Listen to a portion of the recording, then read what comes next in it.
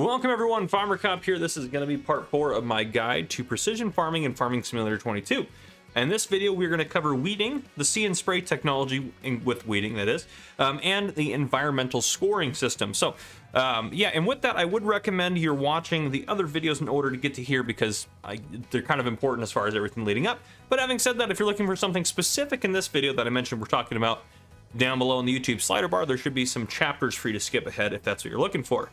But yeah, let's talk about weeding. So weeds can be still turned off when it comes to the environmental score. However, you're going to want them on, because if they're not on or off, or if you have them turned off, then you just get the you get 15 points out of 30. So you only get half on the environmental score regarding weeds if you have them turned off. So I would recommend having them on. Now, weeds in precision farming, you can see here, they're more random. So you have little patches of weeds, like you can see the weeds, how they're different. You can see the color changes. Weeds are kind of random through the fields.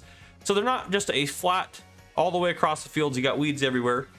So they're kind of interesting as far as that goes. Now you can see this field's doing pretty good. We have wheat planted. The pH value is perfect. The nitrogen value is perfect. So that'll matter in a little bit. But yeah, we need to take care of these weeds. There's a few ways we can do that. You can spray the whole field. That is the worst way to get rid of the weeds. However, it's better than not having no weeds. So you can take a sprayer and spray the whole field. That's going to get you, get them all taken care of. You can use a mechanical weeder, so that's not too bad. That's kind of a fine way to do it, but not the best way. The best way is using the see and spray technology on the John Deere sprayer, which is right here. So you can see these little cameras on here. These are the see and spray technology stuff going on. So I'll show you that here in the store real quick. Go to sprayers, all the way at the end. This is the one that's included with the Precision Farming DLC. Now make sure if you want the see and spray technology, you have to hit yes over here. It is 39,000 more, but definitely worth it for long term. Now, weed spot spraying. With this configuration, each nozzle of the sprayer will only turn on while there are actual weeds below the nozzle. With that, you may use 90% less herbicide, reducing costs and protecting the environment. So as far as this goes, this is also going to get the highest environmental score, which we're going to talk about in a little bit.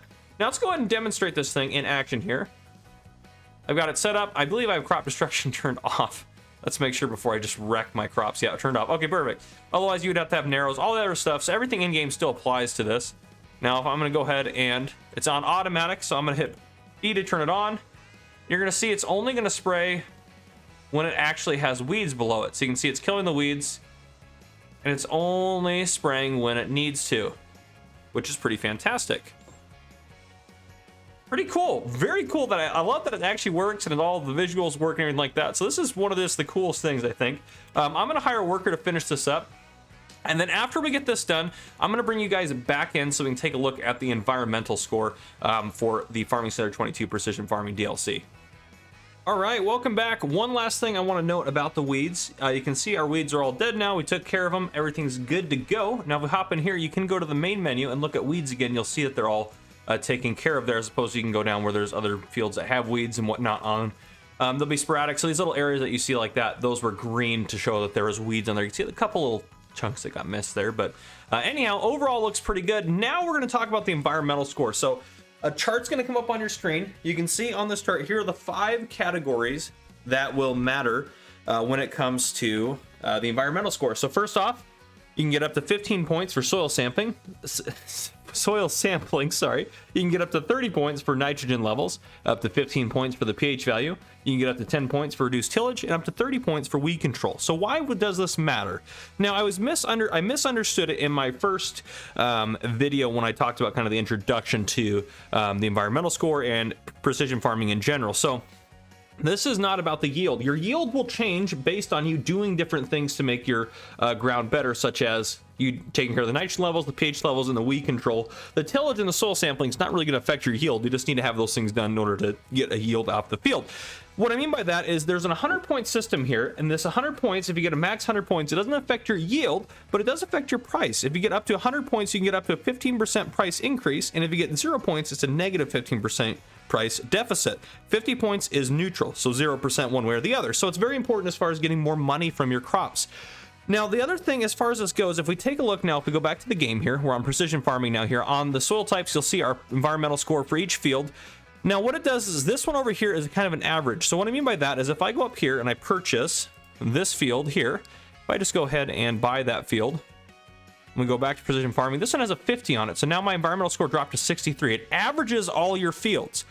Why does that matter? Because now we're only getting 4% as a price increase. You can see at the very bottom, because this is our overall score. Now we can go field to field and see how we're doing on the different categories. You can't click to zoom in on these. It just opens up the economic analysis, but you can see how you're doing on each field. Now, my understanding is these two are going to be average because this is one field. I haven't done a ton of testing into this, but my understanding is if we go back to here, we sell this guy off because we don't want that in our score. Now, if we go back in over here, these guys are averaged together. So we may not be able to get, actually, since there's no field 34, since I've pavemented over it, we may not get the best score possible because it's averaging these two here for this score. But anyhow, if we go here, now you can see we're up to 8% now. Now, this is all crops you sell. This is just your prices are increased by up to 8% if you have that going for you. Now, one thing I want to check with you guys in here is if we go here to wheat, 567 is that first price right there. We're going to see if that changes if we lower our average, or do you get that as a bonus when you sell? So we'll kind of see if that's showing the 8% or if it's not showing. So if we go here and we purchase again field here, now we're only going to get, if we go to environmental score, we're only going to get a 4%. So did that change? 5? No, it didn't change. So that percent bonus you're going to get when you go to sell. So this isn't including that bonus, which is something I wanted to make sure we showed to you guys as well and talk a little bit about that. So going back to this, a bonus here that we're going to get off of our environmental scores. Let's talk about those different categories individually here. So soil sampling, all you have to do to get the full 15 points for soil sampling is simply either purchase a soil map or soil sample the soil. Good to go. Very easy to do. After you do that, you're pretty much locked into those 15 points. pH values. So you need to maintain a perfect pH value by applying lime. And now to do this, well, obviously you've seen my videos, hopefully up to this point, you know how to apply lime. And this pH value, so you can see on here, our score for pH value is still neutral. It's right in the middle. This will go up after you harvest. So you'll still get the bonus when you go to sell your crop that you harvest, but this score will go up after we harvest this field, and it says, oh, you did good maintaining your pH for that. My understanding is nitrogen is going to work the same way, though it's not specified. Now let's go to reduce tillage, since that's kind of the next step in the process. And if you'd want to sample your soil, then apply pH. Reduce tillage is one of the point values here. So you get 10 points for minimal tillage or direct drilling. We direct drilled this field, so we'll see how that goes. And as far as that goes on here, it seems like we're doing okay. My guess is because this one is not doing as well because I didn't do anything to touch this field, but this one I did direct drill. So that's my guess is why we're not at a full 10 out of 10 on there. Now you get 5 points for shallow tillage, so like using a shallow cultivator or something along those lines. 0 points for plowing or anything deep into the ground there like subsoiling, because it's going to turn up more stuff. I would recommend turning plowing off if you're going to use precision farming, because you're probably not going to want to end up plowing at all if you can avoid it to get the best environmental score. However, if you still want to play it more realistically, you can leave that on. So it's kind of up to you. But if you turn it off, that's probably just the best case scenario. So you can always direct drill. There are direct drill planters and seeders, so you can do both of those things pretty easy without having to do any tillage. So direct drilling is your friend, which if you don't know what direct drilling is, that's where instead of having to cultivate and then use a seeder, you can just use the seeder all in one. It does all of that for you, which is pretty cool. Now the next thing we have is our nitrogen levels. So 30 points is the max on the nitrogen level. You can see down here. And again, I don't know what we're going to be at. Now, in order to get the max, it says in the help menu, it says 30 points can only be reached if you use both a slurry tanker with a slurry sensor. So you need a slurry tanker and a slurry sensor, and you fertilize or you apply mineral fertilizer, like solid fertilizer in the game, with a crop sensor. That's the only way to get 30 points. Otherwise, your score will diminish from there. So on this field, I actually did a level of slurry on it, and then I used a mineral fertilizer. So if you know how nitrogen works, make sure you go check out my video to make sure you know how that works. Now, finally, we get points for weed control. So if you don't touch the weeds at all, you still get 10 points. Now understand that if you have weeds in your field, you're still going to get the yield deficit that you would in base games. You're still going to get a yield deficit, so it's worth it to do something even though you still get 10 points for doing nothing.